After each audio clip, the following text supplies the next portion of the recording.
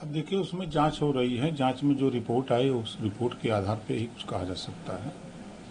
अब अगर तो फाइनल जांच रिपोर्ट आ जाए तब फिर उस पर कुछ कहा जा सकता है।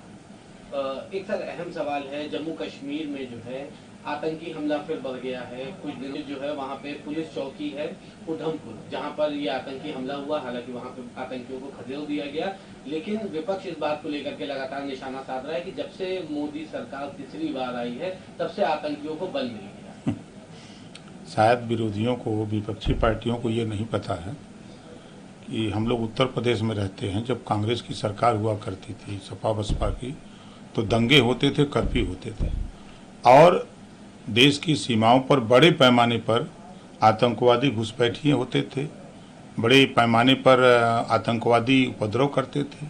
लेकिन आज बड़े पैमाने पर उसमें गिरावट आई है और विपक्षियों की चिंता सता रही है कि जिस तरह मोदी सरकार ने, एनडीए सरकार ने जिस तरह अंकुश लगाया है हर दुश्मन पर, आतंकवादियों पर, तो ये लोग चिंतित हैं कि ये घटनाएं कम हो रही हैं। क्यों? इसको लेके ये लोग चिंतित हैं। ये चिंतित नहीं कि देश सुरक्षित रहे।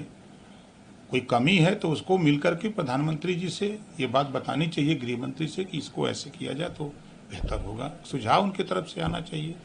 सुझाव देने के बजाय खाली विरोध है बतिया रहे हैं। सांसद चंद्रशेखर राव पुलिस भर्ती परीक्षा 2024 को करवाने की मांग की। उन्होंने कहा कि पेपर लीक की वजह से परीक्षा निरस्त हो गई थी। सिपाही भर्ती परीक्षा 6 महीने हो गए, सरकार सो रही है। 48 लाख अभ्यर्थियों के साथ धोखा हुआ है। माननीय सांसद जी को धन्यवाद देता हूं कि कम से कम पत्र लिख करके उन्होंने इस बात का एहसास कराया। सरकार पहले से ही संकल्पित है कि हम पुलिस भर्ती करेंगे।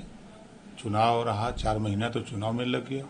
चुनाव के बाद परिस्थितियां सामान्य होने में अभी टाइम लगा है और निश्चित ही वो धैर्य रखें, पुलिस भर्ती होगी। सर एक आखिरी सवाल रहेगा, आपकी पार्टी से जुड़ा एक विधान लगातार पेपर लीक मामले में आ रहा था। अब 2006 के एक मामले के चलते जिसमें ये बात भी सामने आई है कि रेलवे की परीक्षा पेपर लीक मामले में वो कई बार कोर्ट के आदेश पर कोर्ट नहीं पहुंचे, जिसके बाद अब उनके खिलाफ गैर जमानती वारंट जारी कर दिए गए। आपके पास वारंट है? अगर कोर्ट ने आदेश किया है तो कोर्ट में हाजिर होंगे। उनसे नीट परीक्षा से कोई मतलब तो है नहीं। वो तो 2006 के मामला है। तो 2006 के मामले में अब कोर्ट में वो जा रहे थे, नहीं जा रहे थे, अब वो कोर्ट का आदेश है तो कोर्ट के आदेश का पालन करेंगे। लेकिन सर आपके विधायक हों या आपके सहयोगी मंत्री संजय निषाद, इनके भी विधायक लगातार नाम आ रहा है, जिसको लेकर विपक्ष काफी हमलावर है, लगातार आप पे या उन पे निशाना साध रहा है। सवाल कि विपक्ष, समाजवादी पार्टी अगर हमलावर है तो मुझे उनके इस हमलावर पे हंसी आती है। कि उदाहरण है कि जब 2022 में गठबंधन हुए तो समाजवादी पार्टी ने कहा कि हम आपको सीट तब देंगे जब प्रत्याशी हमारे होंगे। तो उस आधार पे आज भी आप फोन करके या उनका फोटो देख लीजिए, 82 से विधायक हैं, जौनपुर 82 से जगदीश नारायण राय, समाजवादी पार्टी का टोपी झंडा गाड़ी में लगा करके हैं विधायक मेरी पार्टी से, और समाजवादी पार्टी का रसीद काट रहे हैं घूम करके।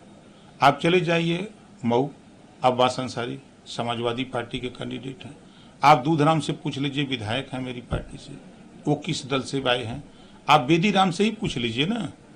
ये सारे लोग जो प्रत्याशी हमारे यहाँ भेजे गए हैं, तो वो अखिलेश जी और वहाँ उदयवीर जी, ये लोग सब लोगों के बीच में बैठ के ये बात तय हुई थी कि भाई हम आपको 14 सीट पर अपना प्रत्याशी देंगे, 3 आप लोग लड़ लीजिए।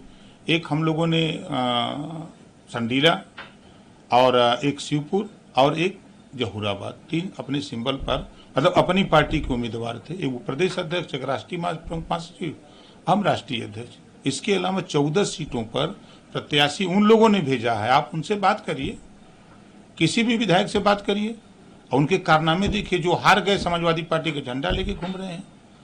तो ये बात तो समाजवादी पार्टी को कहना चाहिए कि हमने 14 प्रत्याशी हमने दिया था और जो सिंबल सिर्फ भारतीय समाज पार्टी का है। चुनाव आयोग की नियमावली में जो है जब वो हमारे सिंबल से जीते हैं तो हमारी पार्टी के विधायक कहे जाएंगे, लेकिन वो प्रत्याशी किसके आए ये समाजवादी पार्टी को बताना चाहिए। तो ये मतलब कहा जाए कि गलत नहीं होगा कि आपका बिल्कुल समाजवादी पार्टी पर है। समाजवादी पार्टी इस बात का क्यों नहीं खुलासा करती कि हमने नहीं उनको दिया है? हम सामने खड़ा कर दें।